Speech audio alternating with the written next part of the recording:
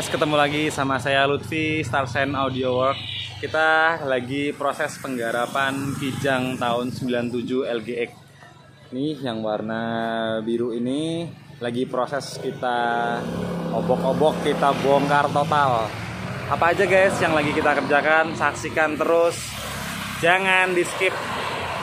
Kijang ini kita bangun total audionya, jadi perangkatnya itu depan 3-way kita pakai Fluke, terus prosesor kita pakai Zappo, power 4 channelnya kita pakai Grandeur Craft, power monoblock kita pakai NTX, sama subwoofer 12 in 2 biji, dual magnet, dual coil, kita pakainya Eclipse, semuanya asli branded semuanya.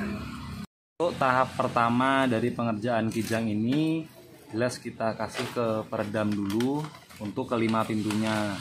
Total untuk pintu aja kita membutuhkan 20 lembar karena memang bidangnya cukup besar, cukup lebar pintu-pintunya ini, dan kita mau ngebuat mobil ini bener-bener kedap suara. Jadi kita menggunakan 3 lapis untuk pintunya ini. Tinggal kita bangunkan lagi nanti di sisi lantai sama di sisi plafon bagian atasnya. Jadi sisa dari sunroofnya ini baru kita kasih peredam di bagian samping-sampingnya sama belakangnya dari plafonnya ini. Tentu juga lantai ini kita teruskan peredamnya sampai ke box bawahnya, box bagian belakang. Untuk lantai sama plafon ini kurang lebihnya kita membutuhkan sekitaran 30 lembar. Cukup banyak karena memang bidangnya dari mobil Kijang ini cukup lebar, cukup besar. Nanti juga habis dari sini kita langsung masuk ke bagian firewall, yaitu pembatas antara dinding mesin sama kabin. Itu juga kita kasih full peredam, sama di pilar A, B, C, D. Itu sekitaran kurang lebihnya ya sekitaran 10 sampai dengan 12 lembar cukup. Jadi total estimasinya peredam ini 20 lembar ditambah 30, 50 tambah estimasinya 12-an lagi lah, sekitaran 60 sampai dengan 62 lembar. Jadi kita mau bikin mobil ini benar-benar kedap, nyaman, walaupun dia sudah usia tetap berani diadu dengan mobil-mobil baru. Oh ya, untuk informasi aja, ini Kijang tahun 97. Metode pemasangan peredam rubber batil ini jarang sekali sih kita menggunakan teknik dipanaskan seperti ini, karena ini biasanya untuk peredaman aspal. Tapi karena berhubung plat dari sini itu sudah banyak yang keropos, jadi untuk peredam lebih susah untuk menempelnya. Jadi kita harus panaskan lagi biar dia benar-benar lembut. Setelah itu baru kita coba tempelkan. Nah ini tadi kalau kita langsung kita tempel seperti video-video sebelumnya, dia nggak mau lengket. Kalau kita kasih lem, otomatis kan kekuatannya hanya ada di lem. Nah jadi ini kita bersihkan dulu, yang bagian keropos-keropos kita ampas dulu, kita bersihkan lagi. Sudah, yang ada bagian minyak-minyaknya tadi di sini banyak banget kotorannya tadi tuh. Itu kita cuci, kita bersihin dulu. Baru ini kita, setelah ini bersihkan, baru ini kita panasin si peredamnya ini, baru kita tempelin lagi. Efeknya jadi dia lebih kuat tempelnya. Ini sekarang kuat banget ini.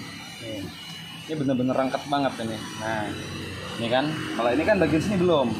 Ini contohnya ya guys ya. Ini kan lengket nih, ya. Ini saya tempel, saya angkat lagi tuh, langsung lepas. Padahal peredam ini di video-video sebelumnya kan cukup kencang dia, lengket banget dia bisa menempel ya. Tapi kalau di besi yang sudah agak berusia seperti ini, kita lakukan treatmentnya seperti tadi. Kenapa sih kita lakukan seperti ini? Iya, soalnya gini, mobil ini bergetar karena ini kan diesel, dia solar. Mobil ini bergetar. Kalau misalnya kita cuma asal tempel, ini berbahaya ke kaca. Kenapa? Yang di dalam, ini kan sisi luarnya nih, yang sisi balik sininya sudah kita kasih peredam. Kalau dia kena guncangan, nanti dia lepas, dan satu saat kacanya lagi turun, itu bisa ngantem ke kacanya, itu malah fatal. Jadi kita meminimalisir resiko dengan cara seperti ini. Tadi yang bagian dalam memang belum saya video sih karena sudah kadung dikerjakan. Nah ini sama, bagian luar sama bagian dalam caranya sama, kita panasin, kita tempel kayak gini.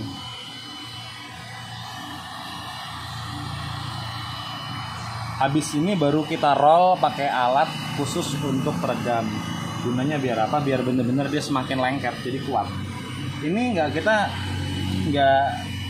bukan peredam bekas ya, ini peredam baru ya. Nah ini kan kelihatan kalau peredam baru tuh masih mengkilap banget. Cuman memang platnya yo begini. Nah ini kelihatan kan? Tuh.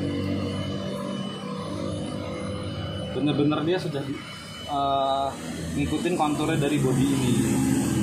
Jadi kita bikin rapet sampai yang tutup sini, yang bolong-bolong semua celah rapet semuanya. Ini kita lagi ngebuat proses dudukan spekernya. Jadi speker depan ini kita setiap kali pemasangan harus kita bikin ring speker. Ring speker kita bikin dari MDF. Kok nggak pakai plastik, kenapa? Nggak. Kalau pakai plastik kadang-kadang kita nggak bisa mengatur tingkat ketebalannya. Jadi ini berapa mili, Kim? 12 mili. 12 mili. Kita pakai MDF 12 mili, tapi kita bikin double. Habis itu baru kita lapis peredam, terus kita cat ulang. Jadi gunanya apa? Nah ini, bentar ya. Nah, kalau kita pakai yang plastik, itu kan sudah jadi paten. Iya, kalau itu mobilnya mobil-mobil baru sih oke. Tapi kalau mobil-mobil special case custom begini, kita nggak bisa mengatur karena deck pintunya itu kan cuma triplek. Kalau kita langsung bikin pakai plastik, nanti triplek yang bagian bawah itu nggak bisa ditutup. Jadi akhirnya kita putusin kita pakai ring MDF, kita double, kita lapis peredam dulu nanti di setiap sisi sininya. Nih ya, sisi sini kita nanti ini kan dipotong nanti bunder. Nanti habis itu kita lapis kita double, kita cat, baru kita lapis peredam.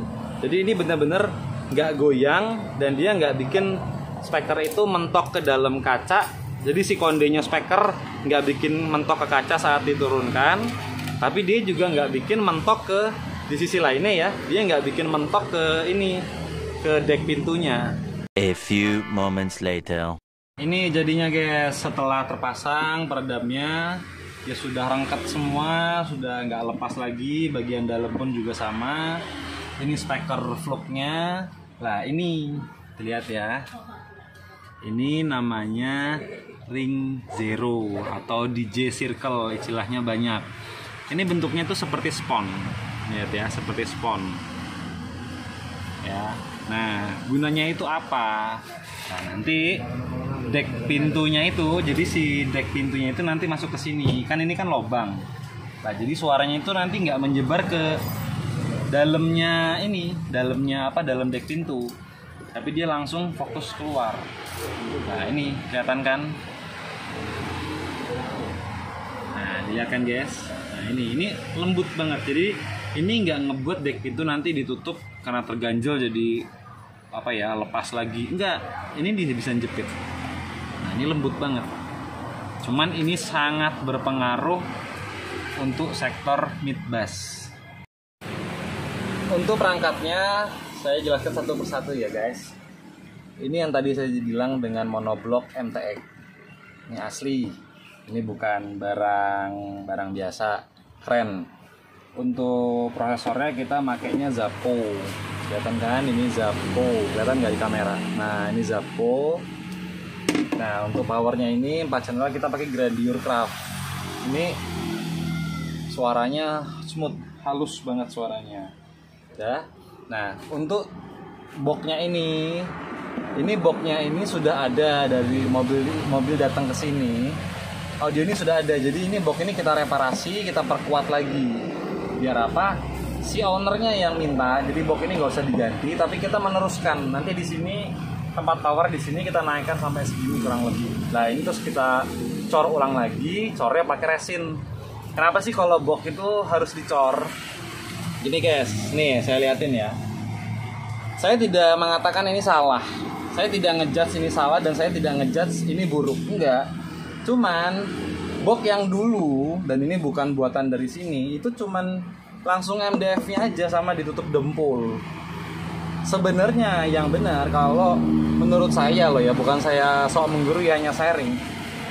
Harusnya setelah ini didempul, ini dicoresin lagi. Kenapa? Dia rigid, kuat. Karena kalau dempul untuk benda diem, oke, dia bisa gigit. Tapi ini karena mobil benda bergerak dan bergetar, kemungkinan ini meletak itu pecah, itu ada. Kalau sudah pecah, efeknya bocor. Nah, kalau sudah bocor, suara jelas pasti akan berubah, total akan berubah. Karena ini box seal alias box kedap. Kalau box kedap itu kita harus bener-bener bikin ini kedap. Karena setelah nanti dimasukin woofer di sini itu harus bener-bener kedap ini. Tapi kalau ini menjadi bocor di bagian pojok-pojoknya ini ya lain cerita nanti. Suaranya pasti berubah. Banyak orang yang ngebuat, saya sih tidak menjelekan ini, sorry loh sebelumnya. Banyak orang yang ngebuat box-box seperti ini. Pertama dia mengejar dananya hemat, yang kedua cepat. Ya memang untuk hitungan rupiahnya jelas akan jauh lebih tinggi kalau ini dicor. Karena sekali ngecor itu nggak cukup 1 liter. Satu box ini bisa sampai 4 liter sendiri. Dan itu kalau dirupiahkan kan lumayan. Tapi kalau buat saya pribadi, saya lebih memilih Kenapa tanggung kalau kita mengerjakan sesuatu? Mending kita all out. Jadi beri hasil yang sebagus mungkin gitu. Nah ini nanti kita cor ulang. Kita cor ulang lagi. Yang masih ada yang bagian retak-retak. Ini ada yang retak soalnya di sini pojok-pojokan. Ini kita perbaiki lagi. Kita tambal dengan MDF lagi. Karena saya sudah menyarankan sebelumnya, ayo dibuat baru. Tapi ownernya bilang nggak usah pakai ini aja. Ya oke lah, saya ambil tindakan. Ini kita bedah, kita operasi lagi, kita cor ulang biar ini kuat lagi. Nah, ini kayak gini nih. Ini bolong nih, sini 2, ini bolong. Ini ada bolong, kelihatan nggak di sini? Ini ada bolongnya. Ini kita tutup semua nanti. Untuk speaker, ini sudah benar dicor, tapi cornya itu cuma 1 kali.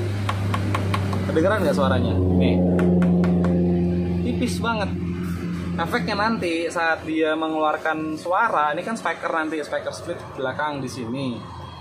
Nanti itu geter, di sini geter. Efeknya nanti suaranya jadi kurang banget lah.